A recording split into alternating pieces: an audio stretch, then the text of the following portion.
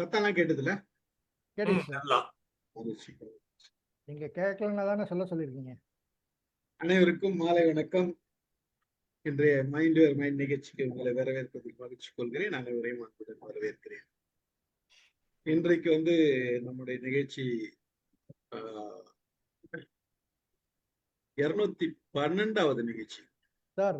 1212 1212வது நிகழ்ச்சி. 12 போட்டிருக்கேன், பார்த்தீங்கன்னா தெரிஞ்சிருக்கோம். அகக்கண்ணாடி, டாக்டர் ரைஸ் இஸ்மாயில் ஒரு புக்கு தான். போன வாரம் நானும் சாரும் பேசிட்டு இருக்கப்பதான் இந்த புக்கை பத்தி சார் சொன்னாரு. ஏன்னா நான் படிச்சது இல்லை, சார் என்ன படிக்க சொன்னாரு. நீங்க பேசிடுங்கன்னு உடனே நான் சொல்லிட்டேன். நானு சில நேரங்கள்ல பேசிட்டா நல்லா இருக்கும் அப்படின்னு தோணுச்சு. படிக்கணும்ன்றத அது சொன்னவனே பார்த்தேன். நான் சில அது புக்கை பத்தி எல்லாம் பார்த்தேன். ஒரு நல்ல புத்தகம் போட்டிருந்தாங்க. ஒரு நல்ல ரொம்ப எளிமையா எழுதியிருக்காரு. உளவியல் சார்ந்த கதைகளை ஒரு சைக்காட்ரிஸ்ட் டாக்டர் ரைஸ் இஸ்மாயில் ஒரு சைக்காட்ரிஸ்ட். அவர் ரொம்ப எளிமையா எழுதியிருக்காரு அப்படின்னு போட்டிருந்தாங்க. சில விஷயங்கள் பார்த்தேன். சார் பேசிட்டாருன்னா அப்புறம் நம்ம இன்னும் கொஞ்சம் புத்தகம் படிச்சுக்கலாம் தோணுச்சு. இந்த வாரம் நம்ம சரி என்ன பேசுறது அப்படின்னு பேசும்போது இது பேசிருக்கு சார் அப்படின்னு சொன்னா ஓகே அப்படின்னாரு. இருந்தாலும் கன்ஃபார்ம் பண்ணிட்டு தான் பேனர் போட்டேன். ரொம்ப மகிழ்ச்சி. பார்ப்போம். நீங்க ஆரம்பிக்கலாம் சார். வணக்கம். வந்திருக்கும் எல்லோருக்கும் வரவேற்பு, வாழ்த்து, பாராட்டு, நன்றி.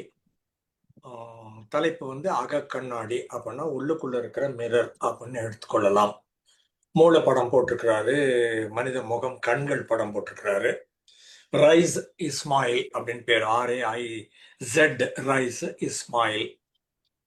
சைக்கியாட்ரிஸ்ட்னா முதல்ல பல நேரங்கள் இங்கே டெஃபினிஷன் கொடுத்துருப்பேன்.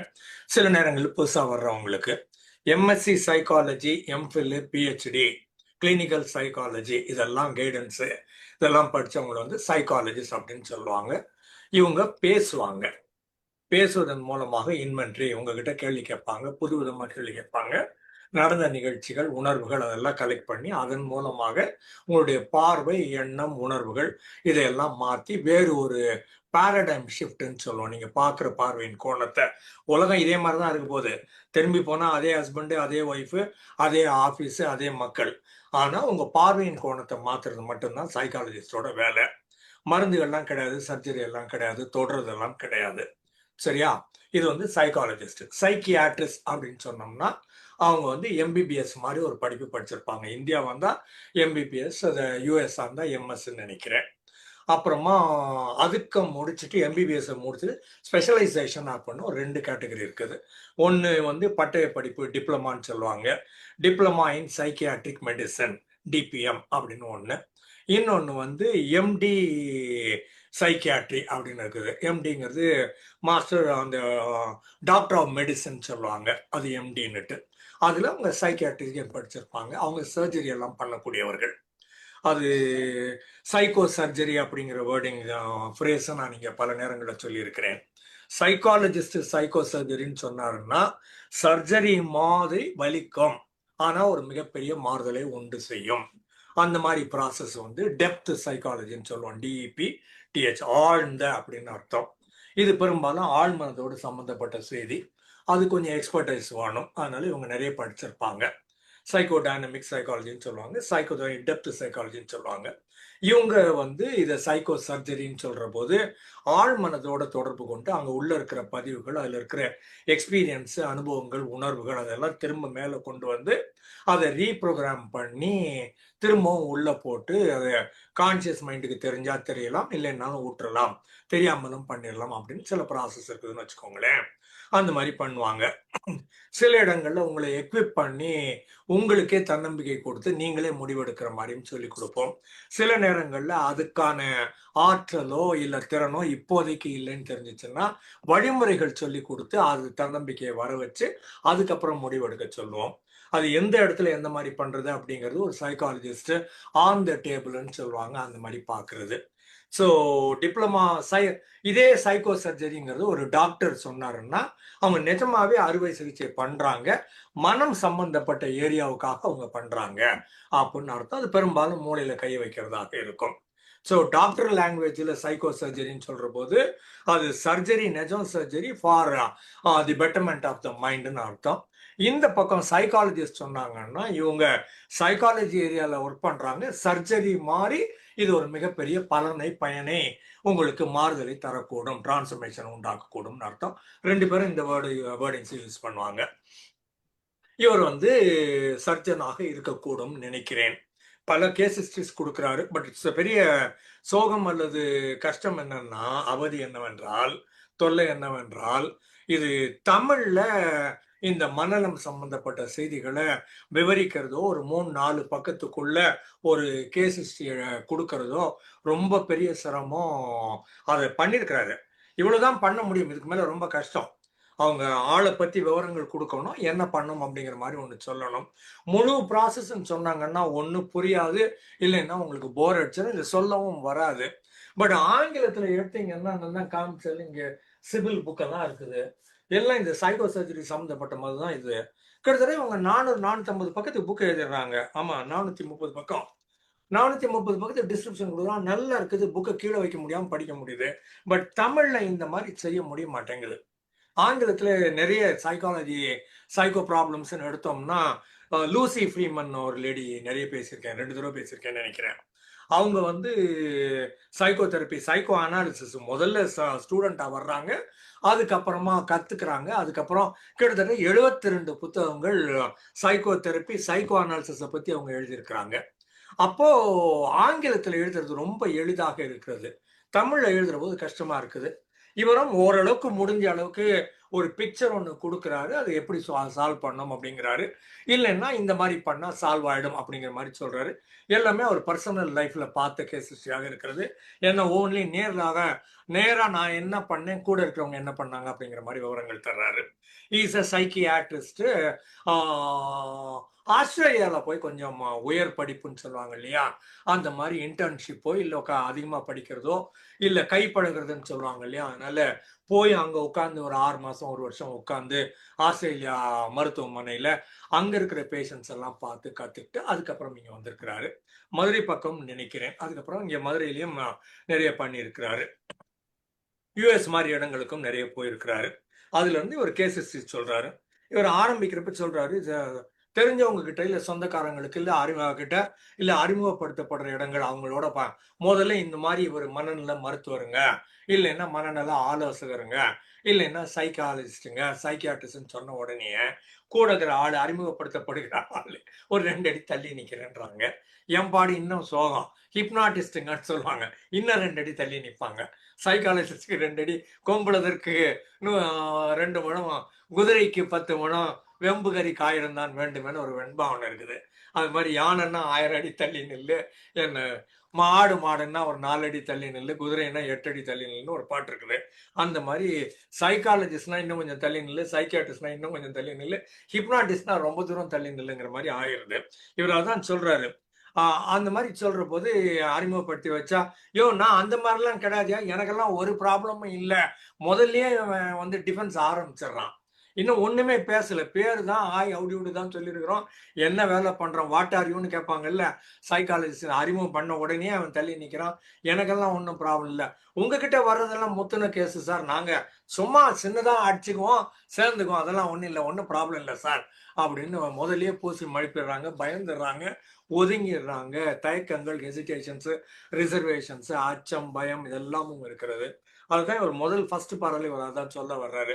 இந்த மாதிரி இருக்குது எங்க பொழப்பு அப்படிங்கிறாரு. இதுல டாக்டர் நாராயண் ரெட்டின்னு நினைக்கிறேன், சைக்காலஜிஸ்ட் ஒருத்தர். இப்போ சீனியர், ஒரு வயது ரொம்ப அதிகமாகுது, ரொம்ப கவுன்சிலிங் பண்றது இல்லை, பட் ரொம்ப ஆக்டிவான ஆளு. செக்ஸ் தெரப்பி எல்லாம் பிரமாதமாக ஒழுங்கா பண்ணவர், சயின்டிபிக்கா பண்ணவர். அவர் ஒரு மீட்டிங்ல ஹிப்னாட்டிக் சர்க்கிள் பேச சொல்லி கூப்பிட்டுருந்தோம். அப்ப சொன்னாரு, நிறைய பேர் எங்கிட்ட வருவாங்க, ஆண்கள் பெண்கள் வருவாங்க, எல்லாத்துக்கும் நாங்க கவுன்சிலிங் எல்லாம் கொடுத்து சரி பண்ணிடுவோம். அப்புறமா அவங்க சரியானதுக்கு அப்புறம் ஒரு நம்பிக்கை வந்துட்டு, சரி நான் கூட கல்யாணம் பண்ணிக்கலாம் அப்படின்னு அந்த ஆணோ பெண்ணோ முடிவு பண்ணுவாங்க.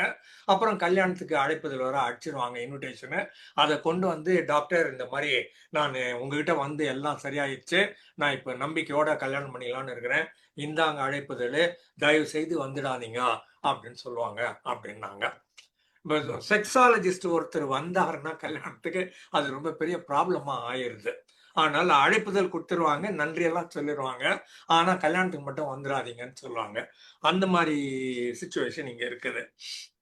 அதுல இவர் சொல்றாரு, ஆஹ் இது சைக்கலாஜிக்கல் கவுன்சிலிங்க்குன்னு ஒரு ஆளு போனா அந்த ஆளு ரொம்ப மோசமான நிலைமையில இருக்கிறான் அப்படின்னு அர்த்தம் நினைக்காதீங்க, அது தப்பு. 2, இந்த நல்ல ட்ரெஸ்ஸை போட்டுட்டு நல்ல ஆஃபீஸுக்கு போயிட்டு நல்ல சோஷியலைசிங், நல்ல கம்யூனிகேஷன், நல்ல ப்ரொடக்டிவிட்டி, நல்ல எல்லா இடத்துலையும் கலகலப்பாக பேசுறாரு, அதை மட்டும் வச்சுன்னே ஆள் ரொம்ப நல்லவர், எல்லாம் நல்லா தான் இருக்குது அப்படின்னும் நீங்கள் எடை போட முடியாது. ஏன்னா உங்களுக்கு தெரியாது, உங்கள் கூடவே உங்கள் சொந்தக்காரங்களோ நண்பர்களோ அலுவலகத்தில் வேலை பார்க்குறவங்களோ சீரியஸ் சைக்கலாஜிக்கல் இஷ்யூஸில் இருப்பாங்க. அதை உங்களுக்கு கணிக்க தெரியாது, கணிக்கிற அளவுலையும் அவங்க நடந்து கொள்ள மாட்டார்கள், அவங்க வேறு இடத்துல வேற மாதிரி இருப்பாங்க. அதனால இது ஒரு டிஃபரெண்டான ஒரு போர்ட்ஃபோலியோ, எல்லாரும் பார்க்குற மாதிரி நினைக்கிற மாதிரி எல்லாருக்கும் தெரிஞ்ச மாதிரி எல்லாம் ஒன்றும் கிடையாது, ஷோகேஸில் வச்சு டிஸ்பிளே பண்ணுற மாதிரிலாம் ஒன்றும் பண்ண மாட்டாங்க அப்படின்னு சொல்கிறாரு.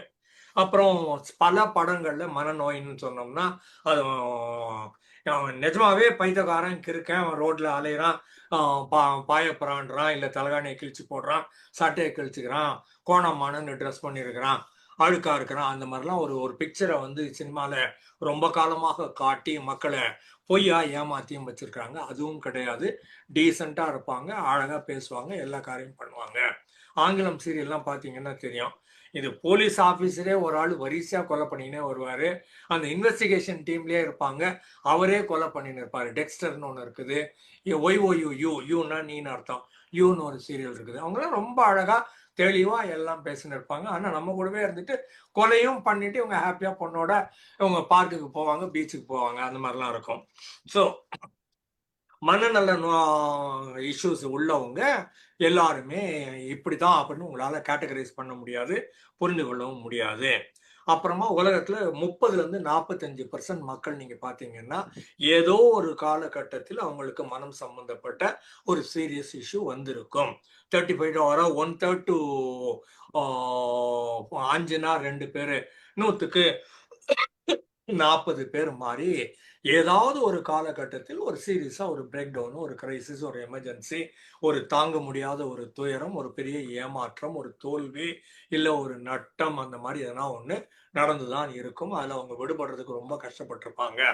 அவங்க மற்ற உறவினர்கள் நண்பர்கள் உதவியாலேயோ இல்ல மனநல ஆலோசகர்கள் மருத்துவர்கள் உதவியாலேயோ அவங்க மீண்டு வந்திருக்க கூடும். ஆனாலும் கூட இந்த மாதிரி எல்லாருக்குமே வரக்கூடிய வாய்ப்பு இருக்குது. அதே மாதிரி 100க்கு ஒரு 15-20 பேருக்கு சீரியஸாவே சைக்கலாஜிக்கல் இஷ்யூ பெரனியலா ஆன்கோயிங்கா ரொம்ப நாளா நீடித்து கிரானிக்கா இருக்கக்கூடிய வாய்ப்பும் இருக்கிறது அப்படின்னு சொல்றாரு. அப்புறம் மனநோய், மனம் சம்பந்தப்பட்ட இஷ்யூ எல்லாமே மற்ற பிசிக்கல் இஷ்யூ மாதிரியே சால்வபிள், கியூரபிள், அதுக்குன்னு சில மருந்துகள் இருக்குது, ஆலோசனைகள் இருக்குது, அதெல்லாம் பண்ணா சரி பண்ணிடலாம். அப்புறம் மனநல மருந்துக்கு கொடுக்குறா எப்பவுமே தூங்கிடுவாங்க அப்படின்னு அர்த்தமெல்லாம் ஒன்றும் கிடையாது. லேட்டஸ்ட் டெக்னாலஜியில மிகச்சிறந்த மருந்துகள், மிக குறைவான மருந்துகள், மிக சீக்கிரமா நிறுத்தி விடக்கூடிய மருந்துகள்லாம் கண்டுபிடிச்சு வச்சிருக்கிறோம். அப்புறம் இந்த மருந்து சாப்பிட்டா தூங்கினே தான் இருப்பீங்க, வேலையே செய்ய மாட்டீங்க அப்படின்னு சொல்றாங்க. அந்த மாதிரி செய்திகளும் பொய்யான தகவல்கள் பலர் மனதுல பரப்பப்பட்டு வருகிறது. அதனால பக்க விளைவுகள்னு ஏதோ ஒன்று வேற கோளாறு பண்ணிடும் நீங்க நினைக்கிறீங்க. பக்க விளைவுகள்லாம் ரொம்ப குறைக்கிற அளவுக்கு ஏராளமான ஆய்வுகள், ஆராய்ச்சிகள் உலகம் பூரா பண்ணப்பட்டு எல்லா இடங்களுக்கும் சொல்லிக் கொடுக்கப்பட்டு மக்கள் பின்பற்றி கொண்டு வருகிறார்கள். அதனால சில மனம் சம்பந்தப்பட்ட இஷ்யூ, பிரச்சனைகள், சிக்கல்கள் இதெல்லாம் வந்து சும்மா பேசியே சரி பண்ணிடலாம். அது டாக் தெரப்பின்னு சொல்லுவோம். பேசுவதன் மூலமாகவே ஏராளமான செய்தியை சரி பண்ணிடலாம். நான் பல நேரங்களில் இங்க சொல்லியிருப்பேன், 80 விழுக்காடு உடலில் உள்ள பிரச்சனைகளுக்கு காரணம் மனம், 80 விழுக்காடு மனதில் உள்ள பிரச்சனைகளுக்கு காரணம் நமக்கு நம்ம மேல தன்னம்பிக்கை இல்லை, நம்ம பிரச்சனைகளை சால்வ் பண்ணக்கூடிய துணிவோ, ஆற்றலோ, சக்தியோ, பவரோ, எபிலிட்டியோ, கேப்பபிலிட்டியோ, கெப்பாசிட்டியோ, ரிசோர்ஸஸோ, பொட்டென்ஷியலோ நம்ம கையில இல்லைங்கிற மாதிரி நாம நினைக்கிறோம். இருக்குது, ஆனா இல்லைன்னு நாம நினைப்பதன் காரணமாக நமக்கு இந்த இஷ்யூஸ் இன்னமும் இருந்துகிட்டே இருக்குது. அதனால நாம 80% பிசிக்கல் ப்ராப்ளத்தை சைக்காலஜில சரி பண்ணிடலாம். 80% சைக்காலஜி இஷ்யூவை பார்வையின் கோணத்தை மாற்றுவதன் மூலமாக டென்ஷன், பதட்டம், ஆங்ஸைட்டி, ஃபியர், வரி, ஃபோபியான்னு சொல்றோம்ல, இதையெல்லாம் மாற்றி அமைப்பதன் மூலமாக நாம மனசை மாத்தி இது டென்ஷனை மாத்தி உடம்ப சரி பண்ணிடலாம். when the mind becomes all right, automatically the issue gets resolved in the body and no more an issue. நான் போக வேண்டாம் அப்படின்னு ஒரு இடத்துக்கு முடிவு பண்ணேன்னா அப்பதான் எனக்கு தலைவலி ஆரம்பிக்கும். ஏன்னா நான் இந்த முடிவை எடுத்துட்டேன். அப்ப எனக்கு நியாயமா எனக்கு நானே நியாயப்படுத்திக் கொள்வதற்கு எனக்கு எதனா ஒரு ரீசனிங் வேணும் இல்லையா? அதனால என் உடம்பு என்ன பண்ணும்னா ஒரு தலைவலியை கிரியேட் பண்ணி விட்டுரும். அந்த தலைவலி வந்த உடனே ஆமா எனக்கு தலை ரொம்ப வலிக்குதுங்க, அதனால நான் அந்த கல்யாணத்துக்கு போல, அந்த கூப்பிட்டாங்க அந்த மீட்டிங்க்கு போல அப்படின்னு எனக்கு நானே நியாயப்படுத்திக் கொள்ளலாம். இது சைக்காலஜில காக்னைட்டிவ் டிஸ்சனன்ஸ்ன்னு சொல்லுவோம். கன்சனன்ஸ்னா ஒத்து போறது, டிஸ்சனன்ஸ்னா மாறுபடுதல். சீச்சி இந்த பழம் புளிக்கும்னு நிறைய கேள்விப்பட்டிருப்பீங்க கதை. அந்த நரி தாவி தாவி குதிக்குது, மேல இருக்கிற திராட்சையை பிடிக்க முடியுதான்னுட்டு. அந்த திராட்சை எட்டல. அப்போ திராட்சை கிடைக்கல, ஐயோ இனிப்பான திராட்சை நம்மால முடியாம போயிடுச்சு அப்படின்னு சொன்னா எனக்கு என் மேல கோபம் வரும். அப்ப நான் என்ன பண்ணுவேன்னா, அப்ப எப்படி இருந்தாலும் அது அந்த திராட்சை பழம் புளிக்கதான் போகுது, அது இனிப்பெல்லாம் ஒண்ணும் கிடையாது, கிடைச்சா என்ன கிடைக்காட்டி என்ன எல்லாம் ஒண்ணுதான் அப்படின்னு எனக்கு நானே ஏமாற்றி கொண்டு எனக்கு நானே ஒரு காரணத்தை கற்பித்து கொண்டு உளவியல் அடிப்படையில நானே ஒரு சால்ஜாப் ஒன்று சொல்லி சமாதானம் பண்ணிட்டு நான் போயிடுறதுக்கு வந்து காக்னேட்டிவ் டிஸ்சனன்ஸ்ன்னு சொல்லுவோம். டிஸ்சனன்ஸ் வந்து வேறுபாடு. அந்த வேறுபாடு இல்லாம பண்ணா நல்லா இருக்கும். வேறுபாடு இருந்ததுன்னா எனக்கு எம்எல்ஏ கோவம் வரும் இல்லையா? அதனால பல நேரங்களில் பேசுவதன் மூலமாக, ஆலோசனைகள் மூலமாக, அறிவுரைகளின் மூலமாக, அறவுரைகளின் மூலமாக, சஜஸ்டபிலிட்டி மூலமாக, அஃபர்மேஷன்ஸ் மூலமாக, அந்த அவுட்லுக்கு, பார்வையின் கோணம், உலகத்தை எப்படி பார்க்கிறோம், மக்களை எப்படி பார்க்கிறோம், நம்ம எப்படி பார்க்கிறோம், சிச்சுவேஷனை எப்படி பார்க்கிறோம், சரௌண்டிங் உலகத்தை எப்படி பார்க்கிறோம் அப்படிங்கிற பார்வையின் கோணத்தை மாற்றணும்னாலே பல நேரங்களில் உங்க மனசு மாறிடும், உடம்பும் மாறிடும் அப்படின்னு அடிப்படை சைக்காலஜி சொல்லுது. சரியா? இதுல ஒரு கேஸ் ஹிஸ்டரிஸ் கொடுக்குறாரு. ஒரு 10-12 கேஸ் ஹிஸ்டரி நீங்க சொல்ல முடியுதான்னு பாக்குறேன். I do not know how far could I go, but still let me go about. Ceylon Kali அப்படின்னு முதல்ல ஒண்ணு சொல்றாரு. அப்போ டிசோசியேட்டிவ் டிசார்டர்னு மாய மன விலகல் நோய்ங்கிறாரு. அசோசியேஷன்னா ஒன்னா சேர்க்கறது, டிசோசியேஷனா உடைக்கிறது, பிரிக்கிறது. இது டிசோசியேட்டிவ் டிசார்டர் அப்படிங்கிறாரு. டிசார்டருங்கிறது இந்த டயபிட்டிஸ்ன்னு சொல்றோம் இல்லையா, தட்ஸ் அ டிசார்டர். அது வந்து சிக்னஸ் அல்ல, இல்னஸ் அல்ல, அது பீங் இன்டிஸ்போஸ்ட் அல்ல, அது ஒரு நோய் அல்ல. ஏன்னா அது வந்து ஒரு குறைபாடு. இவ்வளவு இன்சுலின் வரணும், நீங்க இவ்வளவு சாப்பிட்டீங்கன்னா அதை சரி பண்றதுக்கு, செரிப்பதற்கு, அதை தன்மயமாக்குவதற்கு, அசிமுலேட் பண்றதுக்கு, இன்டர்னலைஸ் பண்றதுக்கு, அதை எனர்ஜைஸ் பண்றதுக்கு, அதை கன்வெர்ட் பண்றதுக்கு, உடைக்கிறதுக்கு இவ்வளவு இன்சுலின் வேணும் அப்படின்னு ஒரு கணக்கு ஒன்று இருக்குது. அது பேங்க்ரியாஸ்னு ஒரு ஏரியா இருக்குது, ஐலட்ஸ் ஆஃப் லாங்கர்ஹான்ஸ் இருக்குது.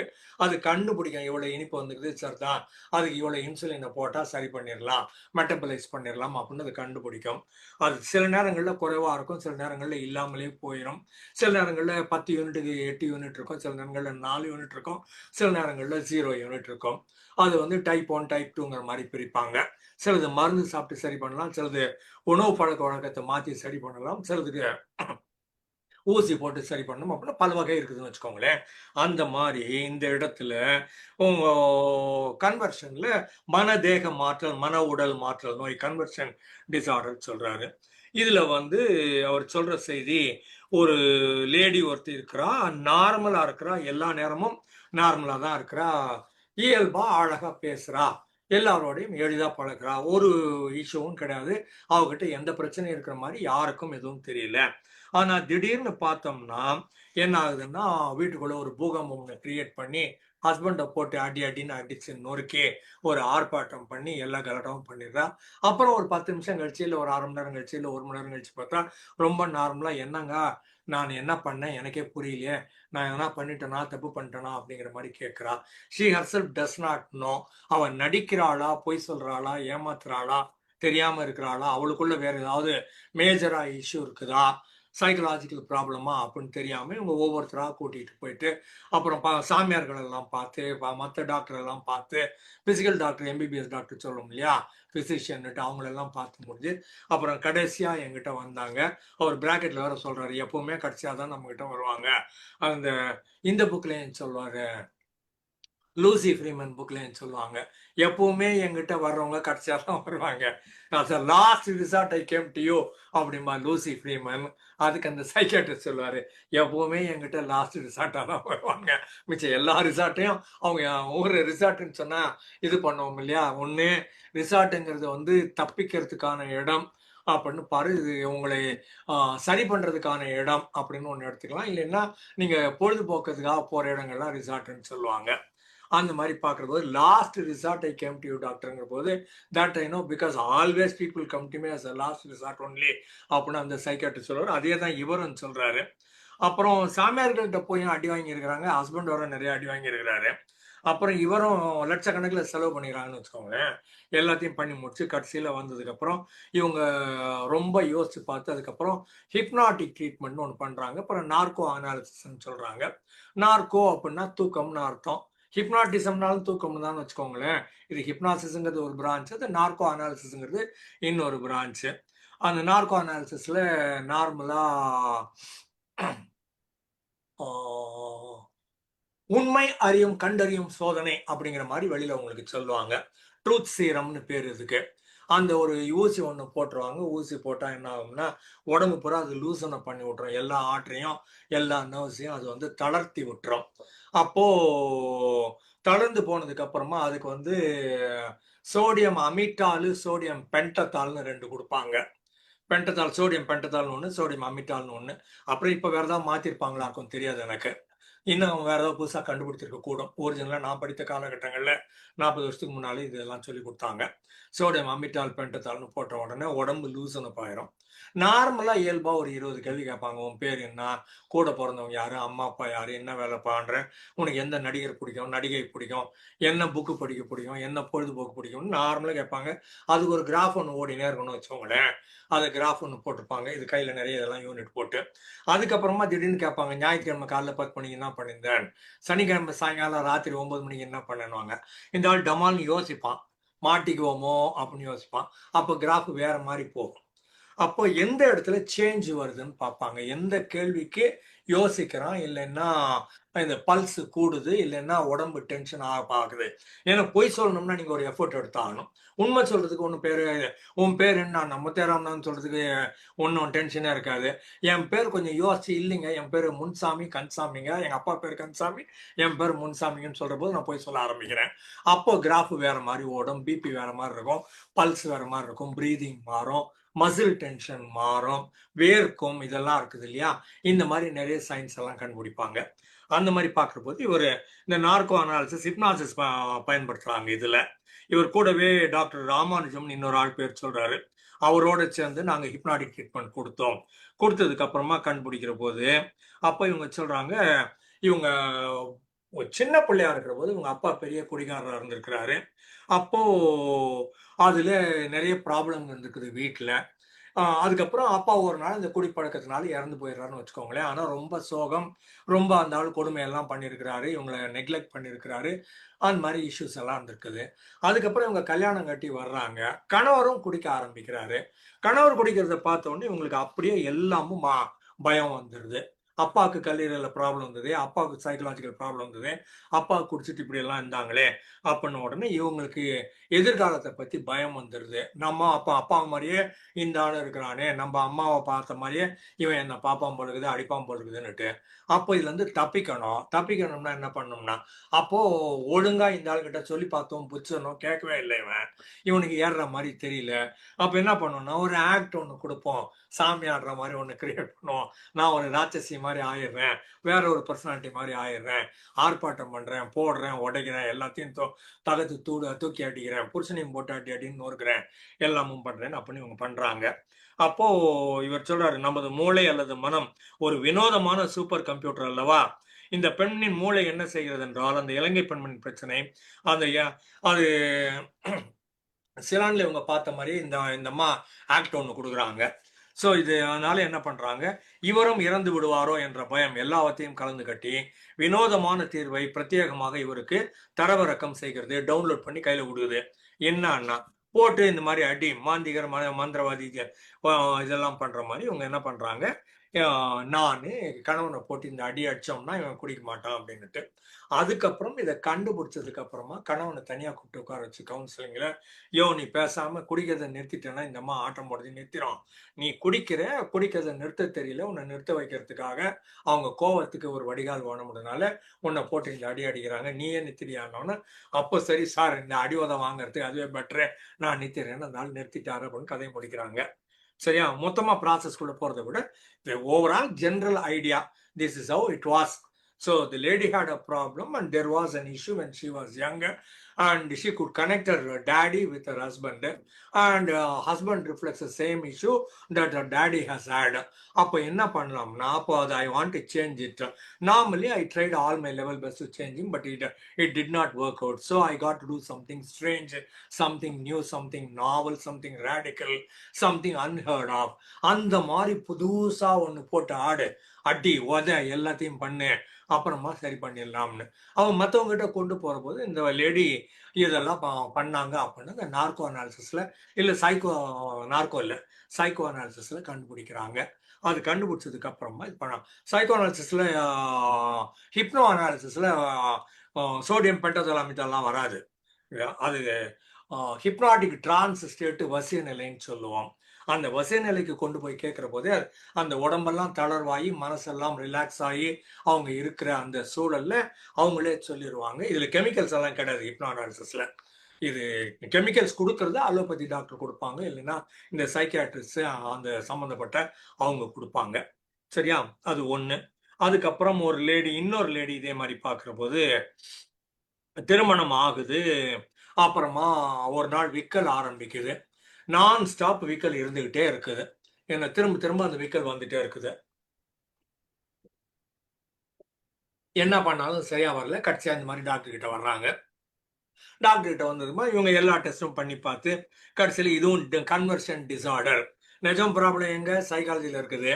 எங்க விக்கல் வருது? உடம்புல விக்கல் வருது, வாயில முகத்துல விக்கல் வருது. ஸோ அப்ப என்ன பண்ணலாம்னா அதுக்கப்புறம் அவங்க திரும்ப இதே மாதிரி ஹிப்னாட்டிக் ஸ்டேட் மாதிரி ஒன்று கொண்டு போறாங்க. இஸ் நாட் அ ஹிப்னாட்டிஸ்ட், இவர் பேசிக்கா ஒரு சைக்கியாட்ரிஸ்ட். பட் சில கேஸ் ஹிஸ்டரிஸ்ல அவர் ஹிப்னாசிஸ் கொண்டு வர்றாரு. அதனால அப்போ என்ன ஆகுதுன்னா மியூட்டிசம்னு ஒரு ப்ராப்ளம் இருக்குது. மியூட் பண்ணிடுங்க, மைக் ஆன் பண்ணுங்க, நீங்க பல நேரங்களில் சொல்றோம் இல்லையா? அந்த மியூட்டிசம்னா வாய் அடைச்சு போயிடுறது, அப்புறம் பேசவே மாட்டாங்க. இது சைக்கலாஜிக்கல் ஷாக்குன்னு பேரு. ஏதோ ஒண்ணு அவங்க அது சொல்ல முடியாத அளவுக்கு துயரம் அல்லது வேதனை அல்லது வலி அல்லது ஓலம் அந்த மாதிரி இருக்கிறதுனால அது ஆட்டோமேட்டிக்கா மூளை என்ன பண்ணும், உனக்கு வலிக்க முன்னிட்டு பேசாத அப்படின்னு சொல்லி கட் பண்ணி விட்டுரும். இது சைக்கலாஜிக்கல் மியூட்டிசம்னு சொல்றது. அந்த மாதிரி உங்களுக்கு வருது. அதே மாதிரி சைக்கலாஜிக்கல் பிளைண்ட்னஸும் வரும். ஏதோ ஒரு பார்க்கக்கூடாத பார்த்துட்டாங்க, இல்லை ஒரு பெரிய கொலை நடந்தது, இல்லை ஆக்சிடென்ட் நடந்தது, அந்த மாதிரி பார்த்தாங்கன்னா அது கண்ணு திறந்தா இன்னொரு வாட்டி அதே மாதிரி நடக்குமேன்னு நினைச்சிட்டு கண் என்ன பண்ணிடும், பார்வையை கட் பண்ணி விட்றோம். சைக்கலாஜிக்கலா எல்லாம் மஞ்சள் தானம், அது எல்லோ பாயிண்ட் ஒழுங்கா இருக்கும், லென்ஸ் ஒழுங்கா இருக்கும், பாப்பா பியூப்பிள் சொல்றோம்ல, எல்லாமும் ஒழுங்கா தான் இருக்கும் கருவெளியில இருந்து. ஆனா இவங்களுக்கு பார்த்தா ஒன்றும் தெரியாது. பட் சைக்கலாஜிக்கல் ஷாக்குன்னு சொல்றது. சைக்கலாஜிக்கல் ஷாக்ல பேச்சும் வராம போயிடும் சில இடங்கள்ல. அந்த மாதிரி பார்க்குறப்போது இவங்க எல்லா டெஸ்ட்டும் பண்ணி பார்க்குறாங்க ஒன்று ஒன்றா. அதுக்கப்புறம் இவங்க நார்மலாக இந்த விக்கல் வந்துகிட்டே இருக்குது, ஆனால் பேச்சும் வரல. இந்த மாதிரி இருக்கிற போது இது இவருக்கு இன்னொரு பேர் சொல்கிற லேபல் இன்டிஃபரன்ஸ்ன்னு சொல்கிறாரு. லேபல்னா ஃப்ரெண்ட்ஸில் தி லேடின்னு அர்த்தம். இன்டிஃபரன்ஸ்னா நாம் பொருட்படுத்தாமல் விட்டுறோம். Indifferent to whatever is happening, ஆப்பத்தின்னு சொல்லுவாங்க. அது போய் ஒதுமே கவலைப்படுறதே கிடையாது. கையை வெட்டலாம் ஆமா அப்படின்னு சொல்லிட்டு போயிட்டே இருப்பாங்க. உணர்வே இல்லாமல் சில செய்திகளை சொல்லுவாங்க. அந்த மாதிரி இடத்துல லேபல் இன்டிஃபரன்ஸுங்கிறாரு, லேடி வித் இன்டிஃபரன்ஸ். அந்த மாதிரி பதற்றமே இல்லாம நார்மலா இருக்கிறாங்க. என்ன இஷ்யூ வந்தனால அல்டிமேட்டா பாக்குற போது மாமியாரு முன்னால ஏதோ ஒண்ணு போட்டு உடைச்சிட்டாங்களாம். மாமியார் கண்ணாப்பண்ணான்னு திட்டாலாம். திருப்பி மாமியாரை திட்டணும்னு தோணுது. அவரை திட்டினா நம்ம வீட்டுக்காரன் நம்மளை விட்டுட்டு போயிட்டா நம்ம அவ்வளவுதான், நம்ம கதி கோயந்தா. அந்த மாதிரிதான் அந்த வீட்டுக்காரர் விட்டுட்டு போயிட்டாரு. அந்த பொண்ணு பிள்ளைங்களை வச்சு தனியா கடந்து தவிக்கிறா. நம்ம அந்த மாதிரி ஆயிடக்கூடாது. அப்ப என்ன பண்ணலாம்னா நமக்கு புடிச்சம் வேணும். அப்ப என்ன பண்ணணும், நமக்கு மாமியாக்காரிய திட்டாம இருக்கணும். அப்ப என்ன பண்ணணும்னா அப்ப இந்த மாதிரி வேற ஏதாவது ஒண்ணு கிரியேட் பண்ணு. நார்மலி சைக்காலஜில நாங்க சொல்றது, தொண்டை ரொம்ப வலிக்குதுங்க, என்னான்னே புரியலைங்க அப்படின்னா யாரை திட்டணும்னு நினைக்கிறேன்னு கேட்போம். வண்டி ஸ்கிட் ஆயிடுச்சு சார், ரோட்ல ஸ்கூட்டர்ல மோட்டர் சைக்கிள்ல ஸ்கிட் ஆகி கீழே விழுந்தானு. எவங்கிட்ட சண்டை போட்டுட்டு வண்டியை ஸ்டார்ட் பண்ணேன்னு கேட்போம். அவன் ரொம்ப மூட்டு வலிங்க, கழுத்து வலிங்க, ஜாயிண்ட் வலிங்க அப்படின்னு சொன்னான்னா எவன் மேல கோபமா இருக்கிறேன்னு கேட்போம். யாரை அடிக்கணும்னு நினைக்கிறேன்னு கேட்போம். இதெல்லாம் ரிஃப்ளெக்ஷன். ரொம்ப இயல்பாவே ஒருத்தனோட சண்டை போட்டு வண்டி ஓட்டினீங்கன்னா அதே வண்டி, அதே டிரைவர், அதே ரோடு, அதே டிராபிக், அதே டைமிங் எல்லாம் அதே தான். இன்னைக்கு மட்டும் ஏன் வண்டி இடிக்குது? நீங்க மனசுக்குள்ள அவனோட ப்ராசஸ் பண்ண உட்காந்துருந்தீங்க. கார் ஓட்டுற போதோ ஸ்கூட்டர் ஓட்டுற போதோ இது செல்போன்ல பேசாதுன்னு சொல்லுவாங்க. பேசுனா என்ன சார், நாங்க பேசின்னு தானே இருக்கிறோம், நல்லா எல்லாம் ஒழுங்கா தானே எனக்கு தெரியுதம்மா. இதுக்கு செல்போன் ப்ராப்ளம் இல்ல, பேசுறதுல ஒரு கண்டென்ட் ஒண்ணு இருக்குது. அவனை போட்டு அடிச்சிட்டாங்கன்னா ஐயையோ அப்படிமா பாருங்க, இவன் கண்ட்ரோல், ஸ்டீரிங் கண்ட்ரோல் போச்சு, இல்ல throttle கண்ட்ரோல், பேலன்ஸ் கண்ட்ரோல் போச்சு. The shocking information comes via cell phone. By itself, cell phone is not a problem. What it conducts to you, what it is offering to you, that could change your psyche, which could result in your driving ability and cause an accident அப்படின்னு சொல்லுவோம். அந்த மாதிரி பார்க்குற போது இந்த இடத்துல விக்கல்னு ஒன்று கொண்டாந்து உள்ள விட்டுட்டோம்னா, விக்கல் இருக்கிற போது பேச முடியாது இல்ல, விக்கல் நிறுத்திட்டு தானே பேசணும். கண்டினியூஸா ஆன்கோயிங் விக்கல் இருந்ததுன்னா நான் பேசாம தப்பிச்சுக்கலாம் அப்படின்னு ஆழ்மனம் ஒரு வழி கண்டுபிடிச்சு அதை சொல்லுது. இன்டர்னல் கான்ஃபிளிக்ட் ஒன்று இருக்குது, ஆழ் மனசுல வலி ஒன்று இருக்குது. அதுக்கு என்ன பண்ணலாம்னா, இந்த நோயின் வெளிப்பாடெல்லாம் வந்து ஆழ்மனதின் அட்டகாசங்கள் தான். இவங்க நடிக்கிறாங்களா? இல்ல, நடிக்கல. இவளுக்கு ஏதோ ஒண்ணு வேலிடா இவளே நம்புற மாதிரி ஜென்வைனா, ஆத்தென்டிக்கா, ரியலா, ட்ரூத்ஃபுல்லா ஒரு எஸ்கேப் ரூட் ஒண்ணு வேணும். அப்போ விக்கல் வந்தா பேசாம இருந்துடலாம், பேசாம இருந்தா திட்டாம இருந்துடலாம், திட்டாம இருந்தா இவகிட்ட இருந்து தப்பிச்சுக்கலாம், இவகிட்ட இருந்து தப்பிச்சுட்டா வீட்டுல ஹஸ்பண்டோட இருந்துடலாம் அப்படிங்கிறது. ஸோ ஏன் இது மாதிரி பண்றாங்கன்னா, மாடலிங்னு யாரோ ஒரு ஆளு பண்றதை பார்த்துருப்பாங்க. பல நேரங்களில் திக்குவாயின்னு சொல்றோம், ஸ்டட்டரிங்னு சொல்றோம், ஸ்டாமரிங்னு சொல்றோம் இல்லையா? அது பற்றி கூடுதல் விவரம் அது வந்து ஆண்களுக்கு தான் வரும், பெண்களுக்கு திக்குவாய் வருவதில்லை. 9 ஆண்களுக்கு வந்ததுன்னா ஒரு பெண்ணுக்கு வரக்கூடிய வாய்ப்பு இருக்குது. திக்குவாய் வந்து முதல்ல 5 வருஷத்துக்குள்ள வந்தாதான் உண்டு. அதுக்கப்புறம் வரக்கூடிய வாய்ப்புகள் கிடையவே கிடையாது. சிகரெட் பிடிக்கிறவங்களும் என்ன சொல்றது, 15 வயசுல இருந்து 25 வயசு வரைக்கும் நீங்க சிகரெட் பிடிக்கலைன்னா அதுக்கப்புறம் வாழ்நாள சிகரெட் பிடிக்க மாட்டீங்க. தமாஷுக்கு வேணா பிடிப்பீங்க. You will never become an addict. அது உங்களுக்கு ஹேபிட்டாவே மாறாது. எல்லா 100க்கு 99, 90ல இருந்து 95 விழுக்காடு சிகரெட் பிடிக்கிறவங்க 15 வந்து 25 வயசு. அதே மாதிரி இந்த ஸ்டாமரிங், ஸ்டட்டரிங், திக்குவாய் அப்படின்னு சொல்றது பெரும்பாலும் வந்து ஆண் குழந்தைகளுக்கு தான் வரும். 0 to 5ல தான் வரும். வீட்டுல அப்பாவோ அம்மாவோ ஒரு ஆள் ரொம்ப கண்டிப்பான ஆளு, அடி உத, பயமுறுத்துற, அச்சுறுத்துகிற, உங்களை வலிக்க செய்கிற அந்த மாதிரி மக்களா இருந்திருப்பாங்க. அது அப்பாவா இருக்கலாம், அம்மாவா இருக்கலாம், 2 பேருமா கூட இருக்கலாம்.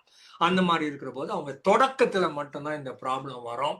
அது ஒரு சென்டென்ஸ் ஆரம்பிக்கிற போது மட்டும்தான் வரும். சென்டென்ஸ் ஆரம்பிச்சுட்டு அது மிச்சம் கரெக்டா ஓடிடும். பாட்டு பாடினா வராது, நண்பர்களோட இருந்தா வராது, தனியா இருந்தா வராது, புது மனிதர்களை சந்திக்காம இருந்தாங்கன்னாலும் வராது, இது டென்ஷன், பதற்றம் உண்டாக்குற செய்திகள் இல்லைனாலும் வராது அப்படிங்கிறது திக்குவாய் சம்பந்தப்பட்ட சைக்காலஜி செய்தி. அது சரியா? ஒரு நிமிஷம்.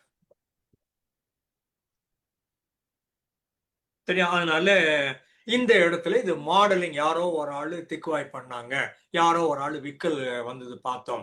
அப்ப நம்ம என்ன பண்ணோம்னா, ஆழ்மனம் வாங்கி வச்சிருக்குது, அவங்க விக்கல்கள் வந்தது பார்த்தோம், அவங்க பேச கஷ்டப்பட்டாங்கன்னு. அப்ப இது ஒரு நல்ல உத்தியாக இருக்கிறதே, ஃபர்ஸ்ட் கிளாஸ் டெக்னிக்கா இருக்குது, இது கூட நம்ம மாடல் பண்ணலாமேன்னு மாடல் பண்ணுவாங்க. அதுக்கப்புறம் சிம்பலைசேஷன் அப்படின்னுட்டு அதான் என்ன பண்றது, சிம்பாலிக்கா மாத்திருவாங்க. அந்த சிம்பாலிக் ஏரியாவில் தான் வாயே திறக்கலைன்னா பிரச்சனையே இல்லை. பல நேரங்களில் எங்கிட்ட கவுன்சிலிங் வர்றவங்க சொல்லியிருக்கிறாங்க, ஹஸ்பண்ட் ஒய்ஃப் 2 பேரும் வருவாங்க, ஈஸ்வரன் வருவாங்க. என்னங்க நீங்க அவங்ககிட்ட என்ன இப்போ நார்மலா கேஷுவலா சாயங்காலத்துல என்னங்க பேசுவீங்க?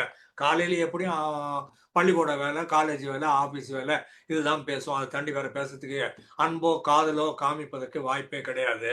பகல் பூரா வெளியில எங்கேயோ இருந்துடுறோம், சாயங்காலம் வீட்டுக்கு வர்றோம், நைட்டு தூங்கிடுறோம். இந்த ஈவினிங் 6ல இருந்து 10, 4 மணி நேரம் தான் கணவனும் மனைவியும் இயல்பாக பேசக்கூடிய நேரம். அந்த நேரத்துல என்ன பேசுவீங்கன்னு கேட்டா, 3:45 டைம்ல ஆணும் சரி பெண்ணும் சரி சொல்ற செய்தி, நாங்க எங்க சார் பேசணும்? ஏன் பேச மாட்டீங்களா? பேசினாதான் சார் அப்படியே வருது, அதனால நாங்க பேசுறது இல்லை. ஏராளமான வீடுகள்ல கணவன் மனைவி ஏன் பேசுறது இல்லைன்னா, வம்பு வந்துடாம இருக்கணும். வம்பு வராம பேச எனக்கும் தெரியாது, அவருக்கும் தெரியாது, கண்டுபிடிக்காம நானும் இருக்க மாட்டேன், அவரும் இருக்க மாட்டாரு அப்படிங்கிறது ஒரு இயல்பான செய்தியாக இருக்கிறது. சரியா? அதனால இந்த பேசா நிலைக்கு போறதுக்கு விக்கல் உதவுது. மாடலிங் பண்ணி யாரையோ கண்டுபிடிச்சு உதவுது. அது மாதிரி பார்க்குறாங்க. அதனால இவங்கெல்லாம் வந்து மிகப்பெரிய வேற சிக்கல்ல மாட்டாம இருக்கிறதுக்காக இந்த மாதிரி இன்னொரு வகை கண்டுபிடிக்கிறாங்க அப்படின்னு ஒண்ணு. அதுக்கப்புறம் சாமி ஆடுறத பத்தி ஒண்ணு சொல்றாரு. பொசஷன் அப்படின்னு சொல்லுவாங்க. சாமி ஆடுறதுன்னு சொல்லுவாங்க. அருள்வாக்கு சொல்றாங்கன்னு சொல்லுவாங்க. கடவுளே வந்து இறங்குச்சுன்னு சொல்லுவாங்க. நிறைய தடவை நான் இங்க சைக்காலஜி பேசுற போது அதை சொல்லியிருக்கிறேன். அதைத்தான் இவரும் இங்க கவர் பண்றாரு. இதுலயும் பாத்தீங்கன்னா பெண்களுக்கு மட்டும்தான் சாமி ஆடுவார்கள். 10க்கு 9 இடத்துல பெண்கள் சாமி ஆடுவாங்க. ஆண்கள் ஆட மாட்டாங்க. அந்த சாமி ஆடுற ஆள் எப்பவுமே ஒரு யூனிஃபார்ம் மாதிரி ஒரு கலர் புடவை கட்டியிருப்பாங்க. அது திருவிழா நடக்கிற நேரமாக இருக்கும். 100லேருந்து 500, 1000 பேர் இருக்கிற இடமாக இருக்கும். அந்த இடத்துல ஒரு பெருசா ஒரு மியூசிக் ஒண்ணு இருக்கும். பப்ளிக் மைதானம்னு ஒண்ணு இருக்கும். திருவிழா மைதானம்னு இருக்கும். இல்ல கோயில் சந்தடி அப்படிங்கிற மாதிரி ஒண்ணு இருக்கும். எல்லாரும் பார்க்குற மாதிரி ஒரு இடமாக இருக்கும். அந்த இடத்துல இந்த இந்த பெண் படிக்காதவளா இருப்பா. இல்லைன்னா அவளுக்குன்னு ஒரு ஐடென்டிட்டி இல்லாதவளா இருப்பா. இல்லைன்னா கணவனாலேயோ மாமியாராலேயோ மற்ற மக்களாலேயோ சுத்தி இருக்கிறவங்களாலேயோ எந்த விதத்திலும் மதிக்கப்படாத ஒரு பெண்ணாக இருப்பா. இல்லைன்னா இவ ஒரு மருமக, இவ கொண்டாந்ததை விட இன்னொரு மருமக கூடுதலா நகை போட்டுக்கிட்டு வந்தா, அதனால இவள் மதிக்கப்படவில்லை. மாமியாராலும் மதிக்கப்படவில்லை, மற்றவர்களாலும் மதிக்கப்படவில்லை. நான் எங்க அம்மா இவ்வளவு போட்டாங்க அப்படின்னு போய் சபையில 4 பேர் முன்னால சொல்ல முடியாம கூனி குறுகி இருப்பா. படிக்கவும் இல்லை, பெண்ணாகவும் இருப்பா. ஒரு யூனிஃபார்ம் மஞ்சள் கலர்லயோ இல்ல ரெட் கலர்லயோ இல்ல காவி கலர்லயோ உடுத்தி இருப்பா. திருவிழான்னு ஒண்ணு நடக்கும். அதுல கஞ்சி காய்ச்சி ஊத்துவாங்க. பெருசா அந்த காலத்து மைக்க போட்டு அலற விட்டுட்டு இருப்பாங்க. ஆயிரக்கணக்கில் மக்கள் இருப்பாங்க. அப்போ வந்து நமக்கு சாமி வந்துச்சு அப்படின்னு ஒரு வைப்ரேஷனோ ஒரு ஜோல்ட்டும் ஒரு ஆட்டமோ அப்படி போட்டோம்னா எல்லார் அட்டென்ஷனும் இவங்ககிட்ட வந்துடும். நான் வந்திருக்கிறேன்டா, அம்மன் வந்துக்கிறேன்டா, காளி வந்துக்கிறேன்டா அப்படிங்கிற மாதிரி சொல்லலாம். எல்லா டயலாகும் பேசலாம்னு வச்சுக்கோங்களேன்.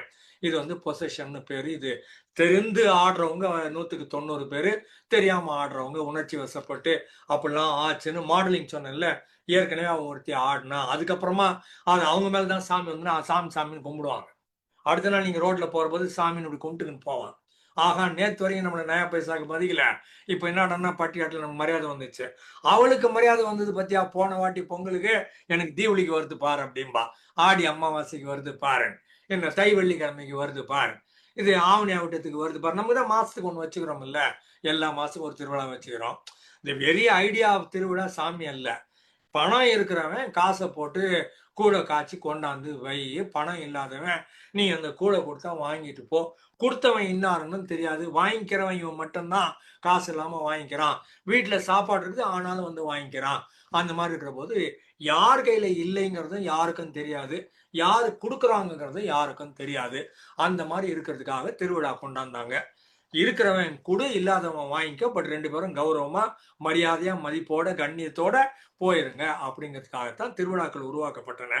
அதே இன்னைக்கு சாமி வியாபாரம் ஆகிட்டாங்கன்னு வச்சுக்கோங்களேன். பாலிடிக்ஸும் மாத்திட்டாங்க, அதெல்லாம் வேற கதை, இப்ப வேண்டாம். இந்த இடத்துல மாமியார் என்பதெல்லாம் சும்மா ஜுஜுபி. என்ன கம்பீர், நான் அம்மன் வந்திருக்கேன்டா என அந்த பெண் சிங்கமாய் கம்பீரமாய் அண்ட சராசரங்களும் அதிர கர்ஜிக்கும் போது ஊரே அதிருமே. ஸோ அதுதான் அவளுக்கு தேவைப்படுது. அவளுக்கு ஐடென்டிட்டி தேவைப்படுது. ஐடென்டிட்டி இல்லாத ஆள் மட்டும்தான் இதை பண்ணுவாங்க. அப்புறம் கிராமத்தில் தான் பண்ணுவாங்க. இது வந்து நீங்க பாம்பேலையோ நியூயார்க்லயோ டோக்கியோலையோ சான் பிரான்சிஸ்கோலையோ வாஷிங்டன் டிசிலையோ இதெல்லாம் நீங்க பார்க்க முடியாது. படிச்சவங்க இருக்கிற இடத்துலலாம் சாமி ஆடுறதெல்லாம் கிடையாது. சரியா? சாமி ஆடுற மாதிரி அவங்க வேற எதுனா பண்ணாங்கன்னா ரொம்ப இன்டென்ஷனலா வேற மாதிரி பண்றாங்கன்னு அர்த்தம். அது வேற. சரியா? பிரம்மாண்டமா கண் முன்னால காதை பிளக்கும் திருவிழாவின் மேல சத்தம், கூட்டத்தின் இறைச்சல், கலாச்சாரம் தந்த வழிகாட்டல் என அனைத்தும் சேர்ந்துதான் அம்மனை 5 நிமிடத்திற்கு அவளுக்குள் வந்து இறக்குகிறது. அது எல்லாம் இல்ல, அம்மன் எல்லாம் கிடையாது. இவங்க ஒரு டப்ஸா, ஒரு டகுலு, ஒரு டுபாக்கூரு, என்ன அதெல்லாம் பண்ணி இவங்க பண்ணிடுறாங்க. இதுல கொசர் செய்தி என்னவென்றால், பாளையத்தம்மன் போன்ற அம்மன் படங்களை திரையரங்கில் கணவனுடன் இல்ல மற்றவர்களுடன் சேர்ந்து பார்த்து கொண்டிருக்கும் போது கூட சில பெண்களுக்கு அம்மன் அருள் வந்துவிடும்.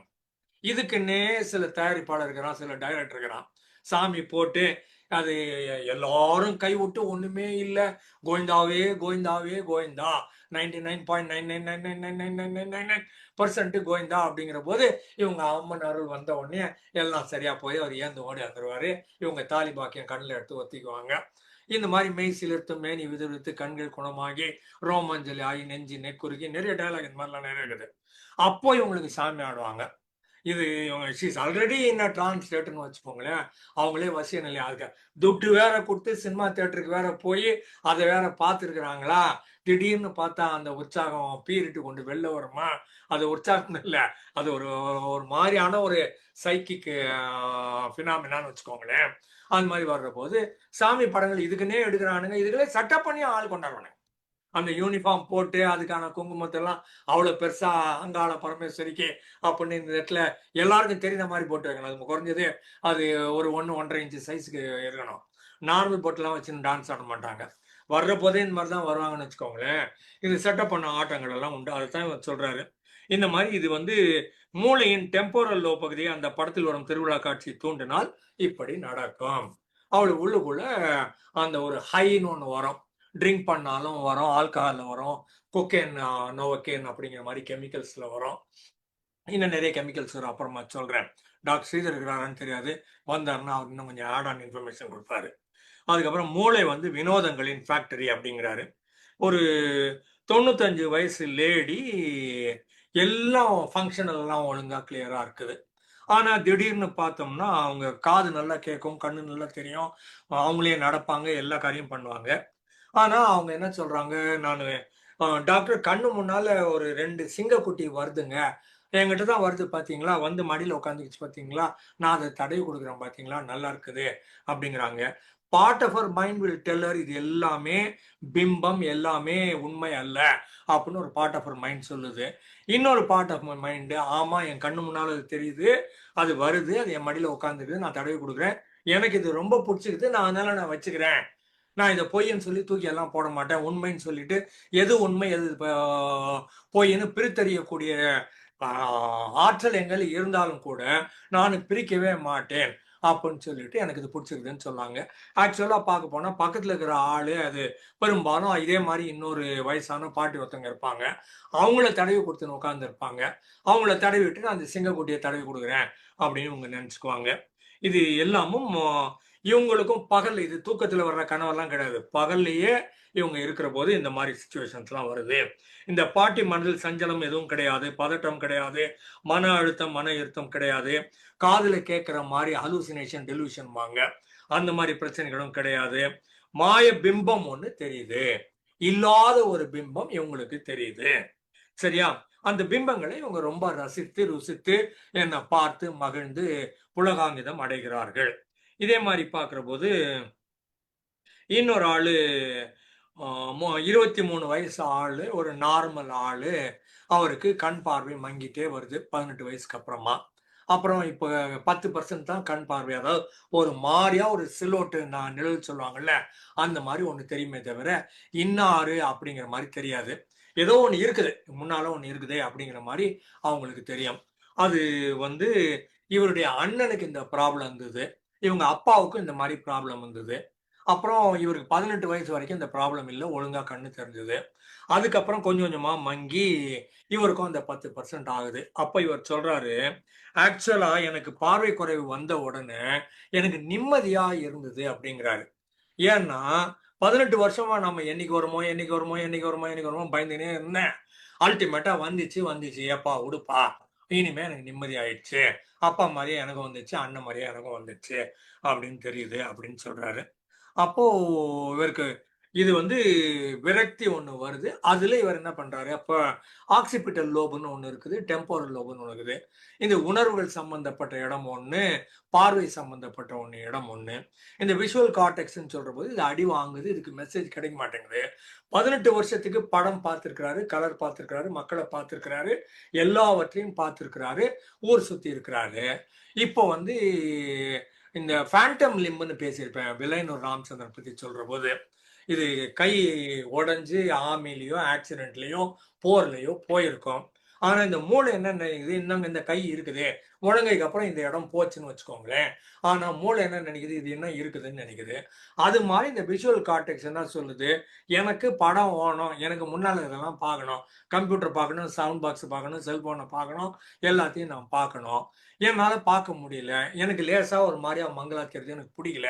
அப்ப என்ன பண்ணணும், கலர்ஃபுல்லா இந்த கனவை உருவாக்கி விடுதுல. கனவு வந்து உங்கள் ஆழ் மனதின் ராஜபாட்டைன்னு சொல்லுவாங்க. Royal road to understanding your unconscious மைண்ட்னு உங்க ஆழ் மனதில் இருக்கிற என்ன சைக்கலாஜிக்கல் இஷ்யூஸ் இல்ல socially unacceptable, socially undesirable, socially illegal activities எல்லாம் நீங்க பண்ணணும்னு நினைக்கிறீங்க இல்லையா? அப்படிலாம் ஒண்ணு இல்லைங்க, நான் ரொம்ப யோகியம்னு யாரும் எங்களை டைரக்ட் பேசாதீங்க. எல்லாம் நினைக்கிறோம், யாரும் பண்ணாம இருக்கிறோம், உள்ள தூக்கி போட்டுருவானுங்கிறதுனால பண்ணாம இருக்கிறோம். சரியா? அந்த மாதிரி ஆக்டிவிட்டிஸ் எல்லாம் கனவு வந்து பண்ணுது. எல்லாத்தையும் பண்ணிக்கோ, நீ என்ன பண்ண நினைக்கோ பண்ணிக்கோ, கத்தியால குத்திரியா குத்திக்கோ, நீ ஆட்டம் போடுறியா போட்டுக்கோ, என்ன வேணாலும் பண்ணு அப்படின்னு சொல்றது அது கனவு. அந்த மாதிரி இந்த இடத்துல இது என்ன பண்ணுது, எனக்கு பிக்சர் வேணும், இது இந்த சென்ஸும் சாட்டிஸ்ஃபை ஆகணும் இல்ல. 5 சென்ஸும் சாட்டிஸ்ஃபை ஆகிற மாதிரி ஒரு பொருள் இருந்ததுன்னா அது ஆட்டோமேட்டிக்கா வித்துரும்னு சொல்லுவாங்க. நீங்க ஒண்ணுமே பண்ண வேண்டாம். உங்க கண்ணுக்கும் பார்க்க அழகா இருக்கணும், தொட்டு பார்த்தா சாப்பிட்டா மிருதுவா இருக்கணும், என்ன அதுக்கப்புறம் ஸ்மெல் எடுத்து பார்த்தீங்கன்னா நல்லா இருக்கணும், சாப்பிட்டு பார்த்தீங்கன்னா நல்லா இருக்கணும், என்ன அது எல்லாமே என்னெல்லாம் கேட்குறோம் இல்லையா, அந்த மாதிரி அத்தனை சென்ஸையும் கேட்டர் பண்ற மாதிரி இருக்கணும். இந்த இடத்துல உள்ள இருக்கிற விஷுவல் கார்டெக்ஸ்னு ஒன்று இருக்குது, ஆக்சிபிட்டல் லோப். அது சொல்லுது, எனக்கு படம் கொடுக்குறியா, மரியாதையா கொடு, போட்டோ வேணும், படம் வேணும், பிக்சர் வேணும், இமேஜ் வேணும், வீடியோ வேணும், திரைப்படம் வேணும், தொலைக்காட்சி வேணும் அப்படின்னு கேட்குது. 18 வருஷம் பார்த்தல, நீ என்னடா நிறுத்துறது அப்படின்னு சொல்றபோது, நீ கொடுக்கல, நானே கிரியேட் பண்றேன்னு, ஏற்கனவே தான் நான் டேட்டா வச்சுக்கிறேன்ல, நம்ம தரவிறக்கம் 18 வருஷத்துக்கு பண்ணி உள்ள வச்சுக்கிறோம்ல, அந்த உணர்வுகளின் அடிப்படையில எக்ஸ்பீரியன்ஸ் அடிப்படையில் என்ன இருக்குதோ அதெல்லாம் என்ன பண்ணுது, இப்போ கொண்டாந்து வெளில விடுது. கனவுல வர்ற மாதிரி அது உங்களுக்கு கொண்டாந்து கையில கொடுத்துருது. சரியா?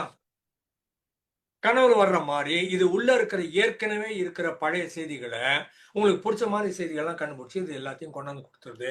அப்ப இவருக்கு பார்க்குற மாதிரியே தெரியுது, நிஜமா பார்க்கலை. இது விஷுவல் கார்டெக்ஸ் பண்ற ஒரு கேம், ஒரு விளையாட்டு. இது வந்து ரிச்சர்ட் ஆட்டன்பரோ மாதிரி படங்கள் டிஸ்கவரி சேனல்ல வர்ற மாதிரி டாக்குமெண்ட்ரி ஆவண படம் மாதிரி வருது. சில நேரங்கள்ல இது தெலுங்கு படம் டப்பிங் பண்ணி, ஹிந்தி படம் டப்பிங் பண்ணி எவனோ ஒருத்தன் பேசுவான் இல்ல, நான் பார்த்தேன் உன்னை நேத்து அப்படின்ற மாதிரி ஒரு கோணத்தனமா கொண்டாந்து உள்ள விடும். அது மாதிரி sometimes it irritates you, sometimes it pleases you. ஆனா இது வந்து சைக்கலாஜிக்கல் ப்ராப்ளம் அல்ல, ஸ்கிசோஃப்ரெனியா அல்ல, டெலியூஷன் அல்ல, ஏமாற்றல் அல்ல, மாயபிம்பம்லாம் அல்ல. ஆனா உங்களுக்குள்ளேயே இருக்கிற செய்தி ஒன்றை கொண்டு வருது.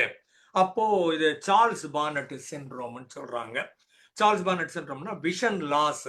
விஷன் ஏன் லாஸ் ஆச்சு? ஒன்று ஓல்ட் ஏஜ் காரணமா இருக்கும், இல்லைன்னா ஒரு ஆக்சிடென்ட் காரணமா இருக்கும், இல்லைன்னா மேக்யூலார் டீஜெனரேஷன். மேக்யூலாருங்கிறது உள்ளுக்குள்ள ஏதோ ஒரு செய்தி, MACULA ஆரம்பாங்க, ஏன்னா அந்த மாதிரி அது டீஜெனரேஷன், அது உள்ள கெட்டு போச்சு. இல்லைன்னா டயபெட்டிக் ரெட்டினோபதிம்பாங்க, டயபிட்டிஸ் காரணமாக கண்ணுல அடி வாங்கும், அந்த மைன்யூட் ரத்த குழாயில ஏதாவது ஒரு ப்ராப்ளம் வந்துடும், அதனால பார்வை கோளாறு வந்துடும். இந்த மாதிரி வந்ததுன்னா லேக் ஆஃப் விஷுவல் இன்புட்னுட்டு உங்களுக்கு உள்ள வர்ற செய்தி வராது. லென்ஸ் நல்லதா இருக்கும், எல்லோ பாயிண்ட் நல்லதா இருக்கும், ஆனா உள்ள போய் சேர்ற மெசேஜ் போய் சேராது.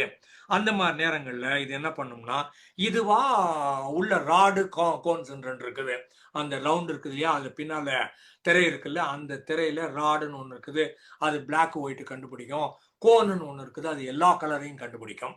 ஸோ இந்த ராடும் கோனும் இருக்கிறதுனால தான் நம்மளால கருப்பு வெள்ளையை பார்க்க முடியுது, மற்ற வண்ணங்களை பார்க்க முடியுது. இந்த ராடு கோனும் அடி வாங்குற போது இது என்ன பண்ணும், இது ஜெனரேட் பண்ணும், உங்க உள்ளுக்குள்ள இருக்கிற கார்டெக்ஸ் மூளை ஜெனரேட் பண்ணி விடும். அப்போ என்ன பண்ணணும்னா, அப்போ இதை சரி பண்றதுக்கு என்ன பண்ணலாம், இப்போதைக்கு நீங்க பண்ணக்கூடிய ஒரு சின்ன காரியம் என்னன்னா, ஒரு 5 செகண்ட் கண்ணை மூடி வச்சுக்கோங்க, அப்புறமா கண்ணை திறங்க, அப்புறமா தலையை அசைக்காம இப்படி லெஃப்ட்ல பாருங்க, ரைட்ல பாருங்க, இப்படி மாத்தினீங்கன்னா அது நேரா போறதை விட்டுட்டு இது வேற ஏதோ ஒரு ஒர்க்குக்கு ஒன்று வருது. when it starts working in a particular way, consciously, awaredly, knowingly, willingly, volitionally அப்படின்னு சொல்றோம்ல, அந்த மாதிரி நீங்க பண்ணீங்கன்னா அப்ப அந்த மாயபிம்பம் போயிடும். அப்போ விஷுவல் கார்டெக்ஸ் உற்பத்தி பண்றதை அது நிறுத்திடும். இப்போ இங்கே ஒரு நான் ஜூமுக்காக நம்ம எம்ஐஎம் ஓபன் பண்ணி வச்சுக்கிறேன். இன்னொன்னு ஒன்று இருக்குது, டெஸ்க்டாப் கேமரான்னு ஒன்று இருக்குது. இப்போ நான் அதை ஓபன் பண்ண அது என்ன சொல்லும்னா, இல்ல some other apparatus is using it, some other gadget is using the camera அப்படின்றோம். எனக்கு இது கொடுக்காது. அப்ப நீங்க கான்சியஸா ஒரு விஷுவல் ஏரியா மாதிரி ஒரு கண்ணுக்கு ஒரு மூமெண்ட் கொண்டு வர்றீங்க. கண்ணு ஒரு வேலையை செய்யற போது அப்ப அது என்ன பண்ணும், சார் தான் வேற ஒரு வேலை இருக்குது, இந்த வேலையை கட் பண்ணிடும் அப்படின்னு சொல்லும். இப்ப இன்னொரு போன் வந்து நம்ம இந்த போனை கட் பண்றோம்ல அந்த மாதிரி. சோ இந்த மாதிரி சில காரியங்கள் பண்ற போது இந்த மாய பிம்பங்கள் வினோத ஃபேக்டரின்னு ஒண்ணு உருவாக்குது இல்ல, அதை நாம சரி பண்ண முடியும். ஆனா இவங்க வாண்டனா பண்ணலை, விருப்பப்பட்டு பண்ணவில்லை, இவங்களை அறியாமல் இவங்க உள்ளுக்குள்ள இருக்கிற செய்தி காம்பன்சேட்டரி அப்படின்னு பண்ணோம். நான் கொஞ்சம் முன்னால ஃபேண்டம் லிம்ப்னு சொன்ன மாதிரி இது மூளை வந்து இந்த விரல் எங்கேயோ மாட்டிக்கிச்சு போல இருக்குது, ஃபங்க்ஷன்லாம் இல்லை, மறுத்து போச்சு, வலிக்குது, ஆனாலும் அப்படின்ட்டு மூளை என்ன பண்ணும், மெசேஜ் அனுப்போம். மெசேஜ் இது வரைக்கும் வந்து இங்க நின்றுடும். அப்புறம் திரும்பி போனா இது கோபம் வந்துடும். டே விரல் கிடைக்கலடா முட்டாளே, எதனா பண்ணுடா அப்படின்னு சொல்லும். பட 100 சிக்னல் அனுப்போம் முழங்கைக்கு. முழங்கைக்கு வரைக்கும் போயிட்டு திருப்பி வரும். இது புரியாது. எங்கேயோ கை ஜாம்ல மாட்டிக்கிச்சு, ஒரு ஆப்புன்னு சொல்லுவாங்கல்ல அந்த மாதிரி ஒரு எங்கேயோ பிக்சர்ல மாட்டிக்கிச்சு, கையை எடுக்க வரல அப்படின்னு நினைச்சு இது வலியை கிரியேட் பண்ணா இவன் சரி பண்ணிடுவான்னுட்டு ஏராளமான வலியை கிரியேட் பண்ணா அப்பதானே நீங்க எடுப்பீங்க. அந்த கொதிக்கிற பாத்திரத்தை தொட்டா அது வலிச்சா தானே கை விடுவீங்க. அது உங்களுக்கு வலியே தெரியலன்னா நீங்க என்ன கையில வச்சிருப்பீங்கல்ல. அப்போ உங்களுக்கு வலி தெரியணும். ஒரு முள்ளு குத்துச்சு அப்படின்னா உங்களுக்கு வலி தெரியணும், அப்பதான் நிறுத்தணும். இது இது வலியை கிரியேட் பண்ணி விடும். அவன் சார் வலிக்குது சார், ஃபிங்கர்ல வலிக்குது சார், ரைட் ஹேண்டு 5 ஃபிங்கரும் வலிக்குது, மணிக்கட்டுல வலிக்குதும்மா. அது மணிக்கட்டுல வலிக்கல, மணிக்கட்டு இல்லைன்னு இது நம்பல, அது இன்னும் இருக்குதுன்னு நினைக்குது, அது எங்கேயோ மாட்டிக்கிச்சுன்னு நினைக்குது, அதை காப்பாற்றணும்னு பாக்குது. அந்த மணிக்கட்டையும் வரலையும் காப்பாத்துறதுக்காக மூளை பண்றது ஃபேண்டம் லிம்ப்னு பேரு. நீங்க ரொம்ப ரேஷன்லாம் லாஜிக்கலா போட்டோலாம் எடுத்து, மச்சான் உனக்கு கை இல்ல மச்சான், உனக்கு வலியே இல்ல மச்சான், இல்லாதது எப்படிடா உனக்கு வலிக்கும், இதெல்லாம் வெளியில இருந்து லூஸ் மாதிரி பேசுறது. இது சைக்காலஜி சம்மந்தப்பட்டது, பிசியாலஜி சம்மந்தப்பட்டது, அவங்களுக்கு மட்டும்தான் தெரியும். Only the experts can find out what it is and cure it. இதுக்கு அவர் என்ன பண்றாரு, விலைனூர் ராமச்சந்திரன் நம்ம பாண்டிச்சேரி ஆளு, ஸ்டான்லி மெடிக்கல் காலேஜ்ல எம்பிபிஎஸ் படிச்சவர், இப்போ யூசிஎல்னுட்டு university of California Los Angeles நினைக்கிறேன், இல்ல அங்க பக்கத்துல சான் பிரான்சிஸ்கோ ஏதோ ஒண்ணு, கலிஃபோர்னியா ஏரியால இருக்கிறார். டாப் 10ல ஒரு பெரிய ஆள்னு வச்சுக்கோங்களேன் மூளை சம்பந்தப்படுற இடத்துல. அவரு 2 கண்ணாடியை வச்சு முன்னால எதிரில் உட்காந்துன்னு இந்த கையில் இல்லை, இந்த கையில ஆயின்மெண்ட் போட்டா இந்த பக்கம் கண்ணாடி அந்த பக்கம் கண்ணாடி, அதுல பாக்குற போது ஓஹோ மருந்து போட்டாங்க, அமிர்தாஞ்சனம் போட்டாங்க, இல்ல கோடாலி தைலம் ஆக்ஸ் தைலம் போட்டாங்க, எல்லாம் சரியா போச்சுன்னு நம்புச்சுன்னா சரியா போயிடுது. அந்த மாதிரி பாக்குறது இது. அதுக்கப்புறமா இன்னொரு இடத்துல ஒரு பெண் இருக்கிறா, ரொம்ப இயல்பான நார்மல் நல்ல அடக்க ஒடுக்கமான பொண்ணுன்னு சொல்லுவீங்களா, ஒரு பெண்ணுக்கு இலக்கணம்னா அந்த மாதிரி ஒரு பெண்ணு. திடீர்னு பாத்தீங்கன்னா ஆபீஸ்ல யாரு பக்கத்துல இருக்கிறாங்களோ அவங்கள அப்படியே போய் நல்லா குண்டு கட்டா கட்டிக்கின்னு ஒரு 2 நிமிஷம் நிப்பா, அதுக்கப்புறமா விட்டுருவா. இவ யாரை கட்டுப்பிடிக்கிறா, ஏன் கட்டுப்பிடிக்கிறான்னு தெரியல, யாரு கிடைச்சாலும் கட்டுப்பிடிக்கிறா, திடீர்னு பண்றா, அதுக்கப்புறமா எனக்கு என்ன பண்ணுன்னு தெரியல அப்படிங்கிறா. இவ வேணும்னு பண்றாளா, நடிக்கிறாளா, வேற ஏதோ காம்பன்சேட் பண்றாளா, என்ன இவளுக்கு நிஜமாவே ப்ராப்ளமா அப்படின்னு தேடுறாங்க. அதுக்கப்புறம் தெரியுது உள்ளுக்குள்ள எங்கேயோ ஒரு இடத்துல எபிலெப்சிங்கிற மாதிரி ஒரு ப்ராப்ளம் ஒன்று இருக்குது. டெம்போரல் லோப்ல இவளுக்கு ஒரு இஷ்யூ ஒன்று இருக்குது. அந்த டெம்போரல் லோப் வந்து உங்க உணர்வுகளை, நம்ம முதலே சொன்னேன் இல்லையா, ஃபீலிங்ஸ் இமோஷன் சொல்றோம்ல, அதை வந்து கேட்டகரைஸ் பண்றதும் சரி, நெறிப்படுத்துவதும் சரி. இந்த இடத்துக்கு இவ்வளவு சிரிக்கலாம், இந்த இடத்துக்கு இவ்வளவு கோவப்படலாம், இந்த நேரத்துல இவ்வளவு சோகமா இருக்கலாம், இவ்வளவு அழலாம், இவ்வளவு திட்டலாம், கத்தலாம் அப்படின்னு ஒரு கணக்கு ஒண்ணு வச்சிருக்குது. அது டிஸ்ப்ரப்போர்ஷனேட்டா ஒண்ணு படிச்சுன்னா டிஸ்பங்க்ஷன்ல ஆயிடும், டிஸ்ப்ரப்போர்ஷனேட்டா இருந்தாலும் இஷ்யூ ஆயிடும், அது முறையற்றதாக ஆகிவிடும். ஒரு இயல்பாக ஒரு நார்மல் கல்ச்சர், பண்பாடு, நாகரிகம் சொல்றோம் இல்லையா, பழகுமுறையில இப்படி இருக்கணும்னு சொல்றோம், அது அந்த மாதிரி இல்லாமல் வேற மாதிரி ஆயிரும். அதுல இந்த டெம்போரல் லோப்ல ப்ராப்ளம் வருது, அதனால இந்த கண்ட்ரோல் இல்லாம போயிருது. அப்போ ஃபிட்ஸ் மாதிரி ஒரு வலிப்பு வரக்கூடிய வாய்ப்பு இருக்குது. அந்த வலிப்பு வர்றதுக்கு முன்னால இந்த பெண்ணுக்கு வந்து திடீர்னு மழை பெஞ்சதுன்னா மண் வாசனை வரும்னு சொல்லுவாங்கல்ல, அந்த மாதிரி ஒரு மண் வாசனை வருமா. அந்த மண் வாசனை வருது வந்து ஒரு இண்டிகேட்டர். 5 சென்ஸுக்கும் ஏதாவது ஒன்று கிரியேட் பண்ணுன்னு வச்சுக்கோங்களேன். ஒவ்வொரு ப்ராப்ளத்துக்கும் ஒவ்வொரு சென்ஸ்ல கிரியேட் ஆகும். இந்த பெண்ணுக்கு மூக்கில் கிரியேட் ஆகுது, அந்த ஸ்மெல் ஒன்று கிரியேட் ஆகுது. ஒண்ணுமே மழை பெய்யல, மண் வாசனை எல்லாம் வரல, இவளுக்கா திடீர்னு தோணுது, மழை பெய்யுது போல இருக்குது, மண் வாசனை வருது போல இருக்குதுன்னா அடுத்து என்னன்னா வலிப்பு வரப்போகுது, ஃபிட்ஸ் வரப்போகுதுன்னு அர்த்தம் இவளுக்கு. அது தெரிஞ்ச உடனே இவளுக்கு பயம் வந்துடுது, ஐயோ ஃபிட்ஸ் வந்துருமேன்னுட்டு. அப்போ குழந்தை மாதிரி மாறிடுறா. ஏஜ் ரிக்ரெஷன் சொல்லுவோம் ஹிப்னாசிஸ்ல. காலத்தால் பின்னோக்கி போய் நான் குழந்தையா மாறிடுறேன், என்னை யாராவது காப்பாத்துங்கன்னு அர்த்தம். அது மயக்கம் போடுறதும் அதுதான். வலி தாங்க முடியாம போயிடுது, நான் மயக்கம் போட்டுறேன், யாராவது கொண்டு போய் என்னை காப்பாத்துங்கன்றதுக்காக தான் மயக்கம் போட்டு விடுறது. என்னால் வலி தாங்க முடியாது, இதுதான் என்னோட பேரபிள் லிமிட், த்ரெஷோல்டு லெவல் இவ்வளவுதான் அப்படிங்கிற போது ஆழ்மன் என்ன பண்ணும், மயக்கம் போட்டு அமைதியா உட்காந்து வேற யாராவது உன்னை பார்த்துக்குவாங்க, உன்னால சமாளிக்க முடியாது, you're incapable of managing the given situation, இந்த வலி அதிகம், அதனால மயக்கம் போட்டு விழுந்துடும், மயக்கம் போட்டு விழுந்துடும். சரியா? அது ஒரு ஆங்கிள் சைக்கலாஜிக்கலா. பிசியலாஜிக்கலா வேற காரணங்கள் இருக்கணும், அதுக்குள்ள போல என் ஏரியா சைக்காலஜியோட முடிச்சுக்கிறேன். சரி, இந்த டெம்போரல் லோப்ல அது வந்த உடனே இவ குழந்தையா மாறிடுறா. அப்போ மனதளவுல குழந்தையா மாறுற போது ஒரு 5 வயசு குழந்தையா மாறி, அப்போ என்ன 5 வயசு குழந்தை அடிச்சா என்ன பண்ணும், ஓடி போய் அம்மாவை கட்டிக்கும், இல்ல அப்பாவை கட்டிக்கும், இல்ல அண்ணன் அக்கா இருந்தா கட்டிக்கும், டீச்சர் இருந்தா டீச்சரை கூட கட்டிக்கும். அது ரிலேஷன்ஷிப் பொறுத்தது. அப்போ இந்த குழந்தை என்ன பண்ணுது, ஆபீஸ்ல இருக்கிற 25 வயசு பெண் 5 வயது குழந்தையா மாறிடுறா. இவளுக்கு தெரியுது மண் வாசனை வருது, மண் வாசனை வந்த உடனே எனக்கு வலி போற போகுதுன்னு தெரியுது, அப்ப காப்பாத்தணும், உடனே போய் பக்கத்துல இருக்கிற கட்டிக்கிறா. இதெல்லாம் டெப்த் சைக்காலஜில வர்ற செய்திகள். பலருக்கும் தெரியாது. மேலோட்டமா பாக்குறவன் இவன் நடிக்கிறா, இவளுக்கு செக்ஸ் ஆசனை நிறைய இருக்குது, அதனால பக்கத்துல இருக்கிறவனை போய் கட்டி பிடிச்சிக்கிறா, எனக்கு வேற ப்ராப்ளம் இருக்குதுன்ற மாதிரி சால்ஜாப் சொல்லி ஏமாத்திக்கிறா அப்படிங்கிற மாதிரி கட்டுக்கதைகள் கட்டுறதுக்கு தான் நம்ம ஊர்ல நிறைய பேர் இருக்கிறோம்ல. இதை வச்சு டிவி ஸ்டோரி இல்லைன்னா வாட்ஸ்அப்ல மெசேஜ் அனுப்புறவங்க இருக்கிறாங்க. சில பேருக்கு ஏதாவது ஒரு பொருளை தலைமுடியை எரிச்சோம்னா ஒரு ஸ்மெல் வரும், இல்ல போன் எரிஞ்சதுன்னா ஒரு ஸ்மெல் வரும். அந்த மாதிரி சில பேருக்கு ஒரு ஸ்மெல் வரும். அந்த ஸ்மெல் வந்ததுன்னா அடுத்து வலிப்பு வரப்போகுதுன்னு அர்த்தம். இந்த மாதிரி ஒவ்வொருத்தருக்கும் ஒவ்வொரு மாதிரி இண்டிகேஷன் இருக்கும். அந்த இண்டிகேஷன் வர்ற போது ஒரு கப்பல் ஆஃப் டைம்ஸ் வர்ற போது அவங்க கண்டுபிடிச்சிருவாங்க, இந்த மாதிரி ஒரு ஸ்மெல் வந்ததுன்னா, இந்த மாதிரி என் கண்ணு முன்னால் தோணுச்சுன்னா, இந்த மாதிரி எனக்கு ஒரு ஃபீலிங் வந்துச்சுன்னா அடுத்து வலிப்பு வரப்போகுது, ஏன்னா டெம்போரல் லோபு அஃபெக்ட் ஆயிடுச்சு, இமோஷன் என் கண்ட்ரோல்ல இல்லை, அப்போ என் பாடி வேற ஏதோ ஒன்று பண்ண போகுது அப்படின்னு கண்டுபிடிக்கிறாங்கன்னு சொல்றாங்க. அப்போ பல நேரங்கள்ல இது டிமென்ஷியா அப்படின்னு மறதி நோயின்னு சொல்லுவாங்க. அந்த மாதிரி இதுக்கான அறிகுறியாகவும் இருக்கும்.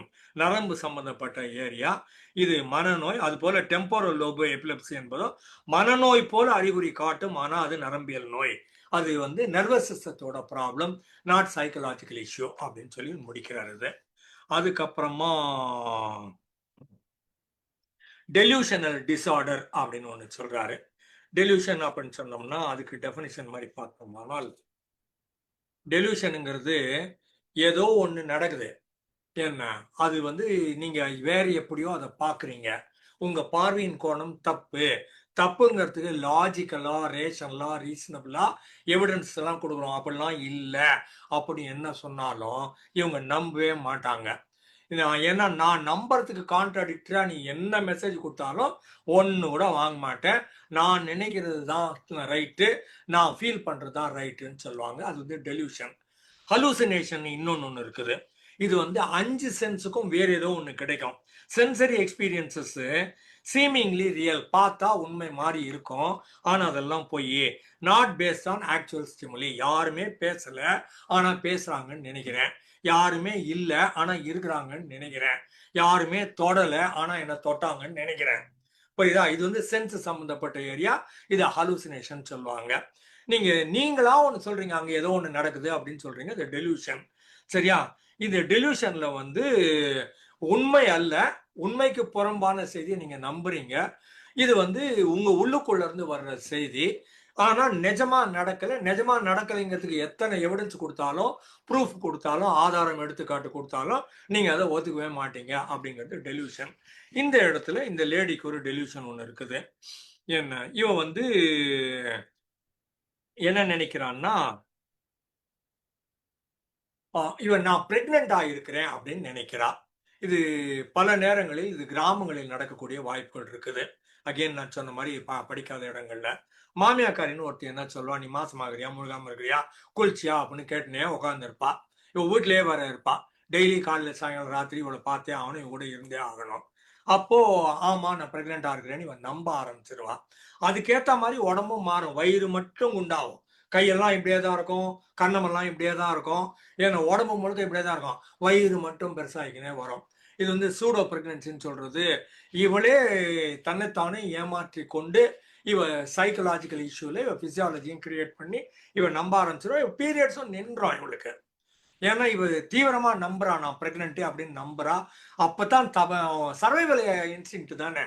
அல்டிமேட்டா சார்ல்ஸ் டார்வின் சொன்ன மாதிரி everything depends on survival of the fittest adapting to the given situation சொல்லுவாங்க. சூழலுக்கு ஏற்ற மாதிரி உங்களை தகவமைத்து கொண்டால், நீங்க உங்களை மாற்றி அமைத்து கொண்டால், தகவு அமைப்புன்னு சொல்லுவாங்க. தகவல் அமைப்பு பண்ண முடியலன்னா நீங்க செத்து போயிருவீங்க. You will become extinct. In order to survive you சம்மோ manage to fit in, you rearrange your self physically, psychologically, alkali, emotionally, என்ன எல்லா கலியும். அதனால இந்த இடத்துல பாக்குற போது இவ நான் பிரெக்னன்ட் அப்படிங்கிற மாதிரி கொண்டாந்துடுறான். இது வந்து கோவேடு சிண்ட்ரோம்பாங்க. COUVADA, கோவேடு சிண்ட்ரோம் அப்படின்னு பேரு. என்ன இப்போ வந்து இவ என்ன பண்றா, எனக்கு இந்த மாதிரி ஒரு சுச்சுவேஷன் இருக்குது அப்படின்னு இவளே நம்புறா. இதுக்கு இவர் அடிப்படையில கரண் ஹானி பத்தி நான் இங்க பேசியிருக்கிறேன். ஒரு ஃபேமஸ் சைக்காலஜிஸ்ட். அவங்க ஃப்ராய்டோடைய சண்டை போட்ட ஆளு. ஃப்ராய்டு பீனிஸ் என்வி அப்படின்னு சொல்லுவாரு. இந்த சின்ன பெண் குழந்தைக்கு ஆண் குழந்தைகள பீனிஸ் இருக்கிறத பார்த்துட்டு எனக்கு ஏன் இல்லை, கட் பண்ணிட்டாங்களோ, இல்லாமலே என்ன கடவுள் படிச்சுட்டாங்களோ, நான் இன்ஃபீரியரோ, அவன் பெரிய கிஃப்டட் ஆளோ, அவன் பெரிய கொம்பனோ, அவனுக்கு மட்டும் எக்ஸ்ட்ரா ஒன்று வச்சிருக்கிறாங்களே, எனக்கு ஏன் ஒரு இட்லி கம்மியா கொடுத்தேன்னு அம்மா கிட்ட சண்டை போடுற மாதிரி இந்த குழந்தை ஃபீல் பண்ணும் இன்ஃபீரியரா. இது வந்து பீனிஸ் என்வின்னு சொல்லுவாங்க. அவனுக்கு இருக்குதுன்னு பொறாமை, எனக்கு இல்லையேங்கிற தாழ்வு மனப்பான்மை. இதை அவ கரண் ஹானி ஃப்ராய்ட கேள்வி கேட்கிறா, கிண்டலும் பண்றா. டே பீனிஸ் இனிமேலாம் ஃப்ராய்டு கிட்ட தான் சைக்கோ அனாலிசிஸ் படிச்சா, சைக்கோ அனாலிசிஸ்ல அசோசியேஷன் பிரசிடென்டாகவும் ஆனா, சைக்கோ அனாலிசிஸ் சொல்லி கொடுத்தா எல்லாம் பண்ணா பெரிய ஆளு. ஃப்ராய்டோட டிஃபர் ஆகுறா. ஓம் என்பி தாண்டா கரெக்ட் இருக்கிறா. ஓம் WOMB, ஓம்னா யூட்ரஸ்ன்னு அர்த்தம். இந்த ஓம் நாங்க வச்சிருக்கிறோம், உங்க கையில இல்ல. அதனால ஆண்கள் வந்து ரொம்ப கஷ்டப்படுறாங்க. இவ 9 மாசம் பிள்ளைய வயிற்றுலயே வச்சுக்கிறா. அதோடய ரிலேஷன்ஷிப்பு, அவளுக்கு ஃபீலிங் எல்லாம் அதோட இருக்குது. அவ தான் உருவாக்குனா. நான் சும்மா ஒரு இன்சிடென்ட்ல ஏதோ வந்துட்டு போனேன், அவ்வளவுதான், எனக்கு என் வேலை முடிஞ்சு போச்சு, என்னை ஒதுக்கி தூக்கி போட்டாங்க.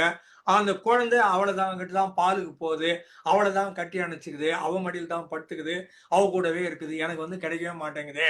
எனக்கு மட்டும் ஒரு யூட்ரஸ் இருந்ததுன்னா, எங்கிட்ட மட்டும் ஒரு கர்ப்பப்பை இருந்ததுன்னா நான் கூட நல்லா இருப்பேனே அப்படின்னு இவனுக்கு ஓம் என்பி அப்படின்னுட்டு இவனுக்கு இருக்குது, ஆம்பளைக்கு இருக்குதுன்னு இவ திரும்ப சொல்றா. இவன் பீனிஸ் என்பிக்கு கான்ட்ரா ஓம் என்பி அப்படின்னுட்டு கரண்ஹானி சொன்னா அது இவர் கோட் பண்றாரு.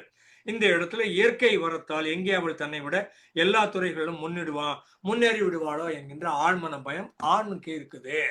ஆனா அவளுடைய கர்ப்பப்பையை பார்த்து இவனுக்கு ஜெலஸா இருக்குது. குழந்தை அவளோட அட்டாச்சா இருக்குதுங்கிறதுனால இவன் அவளை பார்த்து பொறாமப்படுறான். இவன் அதனால இன்ஃபீரியாரிட்டி காம்ப்ளெக்ஸ்ல சஃபர் பண்றான். இவன் மாத்துறா. இவன் அந்த மாதிரி பாக்குற போது இவ சொல்றான் இந்த ஃபால்ஸ் பிரெக்னன்சி அப்படின்னு ஒண்ணு வருது. இவன் அந்த இடத்துல இவ தப்பிக்க பாக்குறான். இவன் நிஜமாவே பிரெக்னென்ட் அல்ல, அந்த மாதிரி இருந்தது அப்படின்னு சொல்லி மாத்துறாங்க.